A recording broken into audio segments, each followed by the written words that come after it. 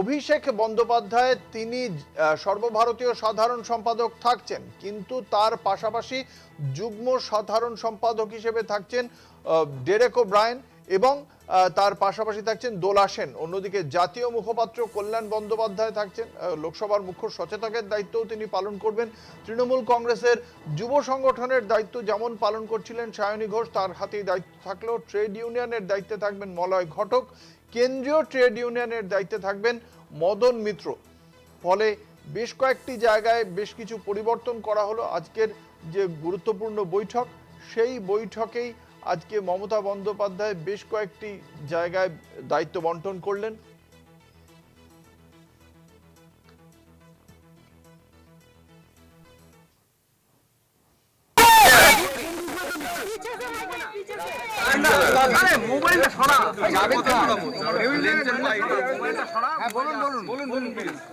আছে সবাই কালকে জাভেদ খান একটু আমার নামে বলেছে এই মোবাইলটা কার, এইটা কার, মোবাইলটা আরো সামনে নে, আমি আপনাদের কাছে উত্তরটা সামনে নিয়ে নে, আস্তে আস্তে আমি উত্তরটা দিয়ে দেব, নিচু করো, আপনারাই কথা বলুন। আরে আস্তে বলতে দাও, বলতে দাও, বললে দাও ভাই, এটাকে পেছাও না, আস্তে মোবাইলটা একদম মোবাইলটা দাদা চুপ করো, ক্যামেরাটা ধরে স্টার্ট করুন,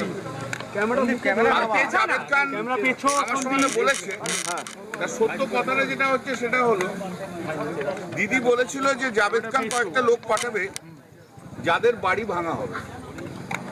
তো একটা ওই শনিবার কি রবিবার হবে 23। আপনারা শুনছেন এই মুহূর্তে কল্যাণ বন্দ্যোপাধ্যায় যে কথা জানিয়েছেন যে দলের পক্ষ থেকে ইতিমধ্যেই দলের এই চেঞ্জেসগুলো হয়েছে, পরিবর্তনগুলো হয়েছে, দলের বিভিন্ন কমিটির মাথায় কারা বসবেন সেগুলো স্থির যেমন হয়েছে, তার পাশাপাশি তিনি গুরুত্বপূর্ণ প্রশ্ন তুলে দিয়েছেন যে বিধানসভা স্পিকারের পক্ষ থেকে ঋতব্রত বন্দ্যোপাধ্যায়কে যে বিরোধী দলনেতা হিসেবে স্বীকৃতি দেওয়া হলো, সেই চিঠি কি কেন বিধানসভার যে ওয়েবসাইট রয়েছে কেন সেটা সেখানে প্রকাশ করা হলো না, কেন সেই চিঠি সংবাদ মাধ্যমকে দেখানো হলো না, সেই প্রশ্ন তুলে দিয়েছেন তিনি। একই সঙ্গে তার বক্তব্য যে ঋতব্রত বন্দ্যোপাধ্যায়কে যে বাকি 58 জন বিধায়ক সমর্থন করছেন, সেই সমর্থনের সেই বিষয়টি বা কোথায়, যে প্রশ্ন তুলে ইতিমধ্যেই একটি রাইট টু ইনফরমেশন অ্যাক্টে একটি চিঠি দিয়েছেন কুণাল ঘোষ, সেই বিষয়টি উঠে এলো আজকে কল্যাণ বন্দ্যোপাধ্যায়ের বক্তব্য। এবং একই সঙ্গে তার বক্তব্য তৃণমূল কংগ্রেস দলে কি পরিবর্তন করবে, আগের পূর্ণভাবে তৃণমূল কংগ্রেসের সিদ্ধান্ত, এই বিষয়ে অন্য কেউ কিছু করতে পারে না। বিধানসভা স্পিকার তিনি ঋতব্রত বন্দ্যোপাধ্যায়কে তৃণমূল কংগ্রেস থেকে বহিষ্কার করার প্রেক্ষিতে প্রশ্ন তুলেছিলেন কেন ঋতব্রতকে আগে শোকজ করেনি। এ বিষয়ে কল্যাণ বন্দ্যোপাধ্যায়ের সাফ জবাব যে এটি দলের অভ্যন্তরীণ বিষয়, এই অভ্যন্তরীণ বিষয়ে স্পিকারের মন্তব্য করার কোনো এখতিয়ার নেই।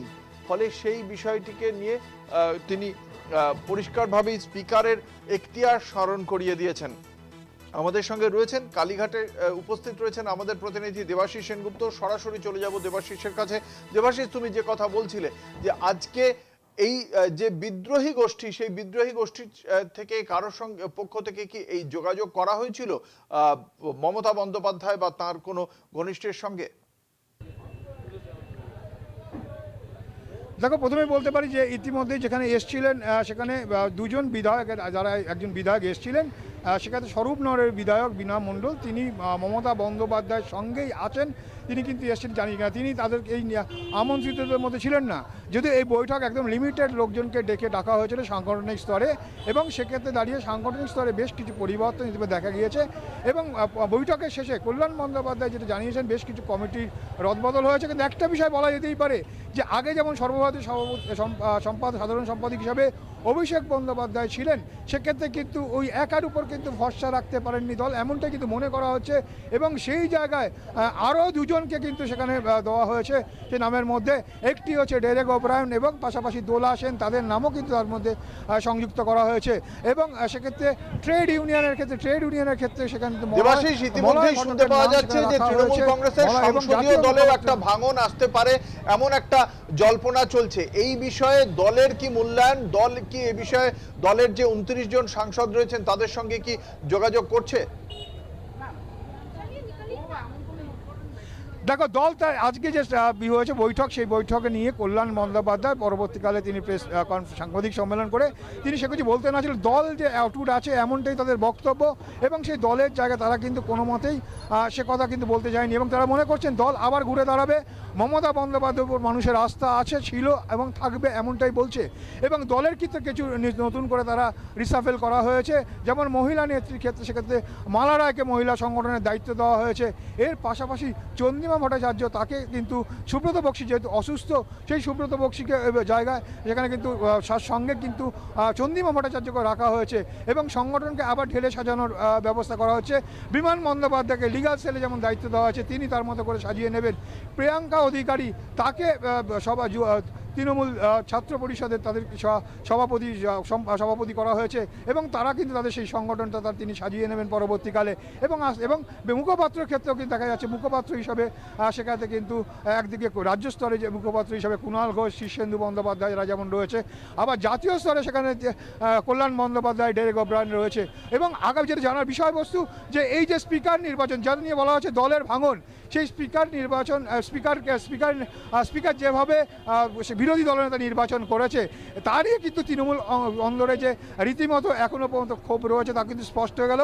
কল্যাণ বন্দ্যোপাধ্যায়ের বক্তব্য হলো, যেভাবে অবৈধভাবে অধ্যক্ষ যেভাবে নাম সেখানে যুক্ত করেছে, অর্থাৎ যেভাবে বিরোধী দলনেতা দেওয়া হয়েছে তা অবৈধ, এবং আগামী সোমবার দিন তারা কিন্তু আদালতে যাবে, এমনটা কিন্তু স্পষ্টভাবে জানিয়েছে।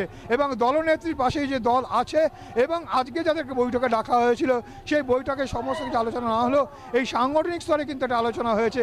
এবং যে কথা তুমি বলছিলে অঙ্কুর, যে ভাঙন নিয়ে রাজনৈতিক মধ্যে জল্পনা থাকলেও কাকলি ঘোষ দস্তিদারের যে সোশ্যাল মিডিয়া তার যে পোস্ট, তা নিয়ে বক্তব্য থাকলেও দল কিন্তু মনে করছে দল কিন্তু এখন অটুট আছে, এবং মমতা বন্দ্যোপাধ্যায়ের নেতৃত্বেই কিন্তু দল আবারও ঘুরে দাঁড়াবে, এমনটাই কিন্তু মনে করছে কল্যাণ বন্দ্যোপাধ্যায় সহ যারা আজকে উপস্থিত ছিলেন সেক্ষেত্রে।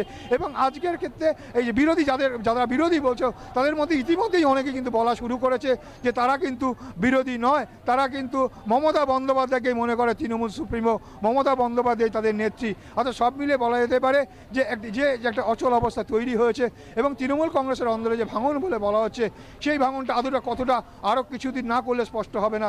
যদিও রাজনৈতিক বিশেষজ্ঞরা মনে করছে যে তৃণমূল কংগ্রেসের কিন্তু ইতিমধ্যেই বেশ কিছু ক্ষেত্রে দাঁড়িয়ে তাদের বিরুদ্ধে বেশ কিছু মত গিয়েছে, এবং বিরোধী দলনেতা যেভাবে করা হয়েছে তাও কিন্তু সাংবিধানিক নয়, এরকমটা মনে করছে বেশ কিছু আজ যারা উপস্থিত তাদের মধ্যে বেশ কিছু নেতৃত্ব।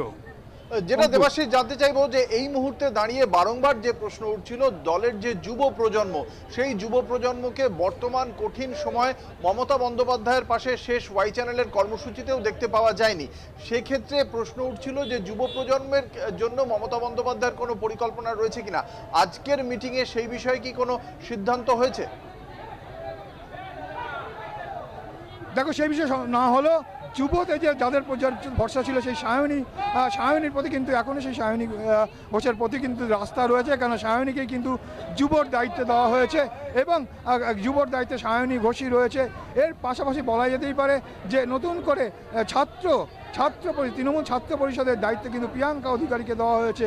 অর্থাৎ সেক্ষেত্রে দাঁড়িয়ে থেকে কিন্তু এই মুহূর্তে তৃণমূল কংগ্রেসের পরবর্তী পদক্ষেপ কি হতে চলেছে, কি বলা হচ্ছে যে পরবর্তী পদক্ষেপ কি? কারণ বিরোধী দলনেতা হিসেবে স্বীকৃতি দিয়ে দেওয়া হয়েছে ঋতুব্রত বন্দ্যোপাধ্যায়কে, বিধানসভা এবং পর সংসদেও একটা ভাঙনের জল্পনা চলছে। এই মুহূর্তে তৃণমূল কংগ্রেস নিজেদের একটা কমিটি গঠন ছাড়া পরবর্তী রাজনৈতিক পদক্ষেপ কি করতে চলেছে, কি সিদ্ধান্ত হয়েছে? দেখো, আগামী সোমবার দিনকার তারা কলকাতা মহামান্য আদালতে যাচ্ছেন, সেখানে দাঁড়িয়ে অবৈধভাবে যে বিরোধী দলনেতার পদ দিয়েছেন অধ্যক্ষ, এমনটাই অভিযোগ করে তারা আদালতের দ্বারস্থ হচ্ছে। এর পাশাপাশি বর্তমান রাজ্য সরকার যেভাবে প্রশাসন যেভাবে নিশ্চুপ হয়েছে, রাজ্যবাসীর উপর যেভাবে অত্যাচার হচ্ছে, এর পাশাপাশি তৃণমূল কংগ্রেসের নেতৃত্ব এবং তাদের যে সমর্থকদের ধরে যেভাবে দড়ি দিয়ে বেঁধে ঘোরানো হচ্ছে তা অসাংবিধানিক, তা নিয়েও কিন্তু আগামী দিনে তারা আদালতের দ্বারস্থ হবে, এবং তৃণমূল কংগ্রেস আবার ঘুরে দাঁড়াবে, আবার তারা বিভিন্ন কর্মসূচি তারা নেবে, মানুষের পাশে তারা থাকবে, এমনটাই কিন্তু বার্তা স্পষ্টভাবে দিয়েছেন কল্যাণ বন্দ্যোপাধ্যায়। আজ বৈঠকে এমনটাই আলোচনা, যে একদিকে সাংগঠনিক, পাশাপাশি আগামী দিনে কী হবে তাদের রণকৌশল, তা নিয়েও কিন্তু আলোচনা হয়েছে। অঙ্কুর, ধন্যবাদ। আমাদের সঙ্গে ছিলেন আমাদের প্রতিনিধি দেবাশিস সেনগুপ্ত।